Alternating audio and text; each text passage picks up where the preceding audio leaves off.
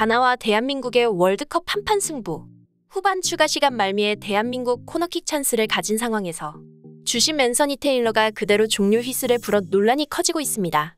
심지어 시간 또한 총 추가 시간 11분이 채 끝나지 않고 어느 정도 남은 상황이었기에 더욱 논란이 커지고 있는데요. 보통 추가 시간이 끝나더라도 그 상황이 코너킥처럼 공격 측에서 직접적인 찬스가 될 만한 상황이면 주심도 그 상황이 끝날 때까지는 계속 진행시키는 것이 축구의 관례이기 때문이죠. 이에 벤투 감독이 항의를 했으나 돌아오는 것은 레드카드였습니다. 앤서니 테일러는 영국 프리미어리그에서도 악명이 자자했던 심판인 만큼 해당 논란은 더욱 거세지고 있습니다. 이런 상황에서 토마스 투엘 감독이 앤서니 테일러를 공개 저격해서 화제가 되고 있는데요. 자세히 어떤 일이 있었던 것인지 발빠른 뉴스에서 알아보겠습니다.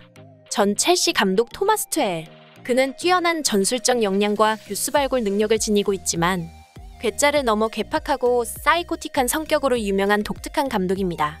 하지만 그의 지도자로서의 능력만큼은 모두가 인정하는 명장이죠. 다만 투엘의 직설적인 발언이 때때로 문제가 되기도 하는데요. 앤서니 테일러는 반첼시 성향이 악명 높은 주심으로 테일러가 첼시 경기의 주심만 맡으면 언제나 판정 논란이 있었으며 첼시 팬들 사이에서 그는 철천지 원수로 살해 협박까지 받을 정도였습니다. 수많은 영국 축구 팬들에게 욕을 먹고 있는 테일러 주심은 매 경기마다 판정 논란이 있었고 결국 토마스 투엘 감독은 참지 못했습니다. 앞으로 첼시 경기에서 앤서니 테일러는 배정하지 않았으면 한다. 테일러에게는 주심 자격이 없으며 언제나 사심 가득한 편파 판정을 내린다. 라고 말했고 결국 투엘은 심판을 직접적으로 비판했다는 이유로 징계를 받았죠. 하지만 영국 팬들은 속이 시원하다는 반응이었는데요. 투엘 감독이 총대를 메고 작심 비판을 했기 때문이죠. 결국 투엘 감독의 발언 이후 영국 팬들은 테일러의 편파 판정을 전부 모아서 업로드하였고 EPL 사무국에서도 테일러를 그리 고운 시선으로 보진 않았습니다. 하지만 이번 카타르 월드컵 대한민국 경기의 주심을 맡게 된 테일러는 결국 이를 저지르고 말았는데요. 경기 전부터 테일러 주심에 대한 우려가 많았으나 테일러는 결국 대형 사고를 치고 말았습니다.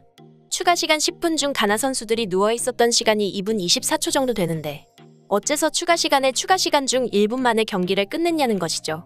해당 사건에 대해 한국 3사 중계진들은 모두 분노에 찬 반응을 보였고 안정환 해설위원은 연기된 시간이 몇 분인데 이걸 그냥 종료시키냐며 격앙된 반응을 보였으며 현역 선수인 SBS의 이승우 해설조차 이게 대체 뭔가 도저히 이해가 되지 않는 진행이라며 비판하였죠. 외신들 또한 불합리한 판정에 한국 관중들이 동요하고 있으나 다행히 뛰쳐나오진 않았다. 라고 말할 정도였습니다. 실제로 과거 월드컵에서 브라질과 스웨덴 경기 중 비슷한 판정을 내렸던 클라이브 토마스 주심은 브라질 선수들에게 애워싸여 두들겨 맞았던 사례가 존재하는 만큼 외신에서는 테일러는 운이 좋았다.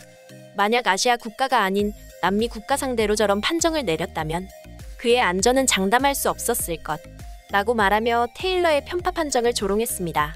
당장 모로코는 오심 논란 없이 벨기에를 이겼음에도 불구하고 벨기에 본토에서 모로코계 훌리건들이 폭동을 일으켜 무리를 빚은 만큼 외신에서는 한국 관중들은 너무나 정중한 것 같다라는 반응을 보였습니다. 상황이 이렇다 보니 과거 토마스 투엘 감독의 발언이 재조명받고 있습니다. 투엘은 첼시 감독 시절 앤서니 테일러를 작심 비판하며 그에게는 주심 자격이 없다는 말까지 했기 때문이죠. 이에 팬들은 투엘의 말대로 테일러는 심판 자격이 없다. 코너킥을 찼다고 해도 크게 다르진 않았을 테지만 한국 팬들은 억울할 것. 테일러는 일부러 욕을 먹는 것을 즐기는 것 같다. 등의 반응을 보였습니다. 한편 이번 가나전 김승규 골키퍼를 비롯한 수비진의 문제와 조규성을 제외한 나머지 공격진의 결정력 문제가 두드러졌는데요. 공격과 수비에서 각각 핵심적인 역할을 하는 손흥민과 김민재가 모두 부상으로 정상 컨디션이 아니었다는 점이 뼈아픈 부분입니다. 특히 김승규는 유효 슈팅을 단 한 번도 선방하지 못하며 비판을 피하기 어려워진 상황입니다. 그리고 벤투 감독 역시 여러모로 전술의 변화를 시도했지만 결국 권창훈과 작은 정우영의 기용은 완전한 실패로 끝났죠. 전문가들은 벤투가 김민재와 손흥민에게 지나치게 의존했다는 것이 이번 경기 패배 원인 중 하나라고 분석하고 있습니다. 차라리 부상당한 두 사람을 빼고 권경원과 이강인을 처음부터 투입하는 게 나았을 것이라는 의견도 존재하고 있죠. 특히 이강인은 우루과이전 때처럼 들어오자마자 경기 흐름을 한국 쪽으로 가져왔기 때문에 선발 출전을 원하는 목소리가 많은 것이죠. 또한 교체 선수 투입에 있어서도 아쉬움은 남았습니다.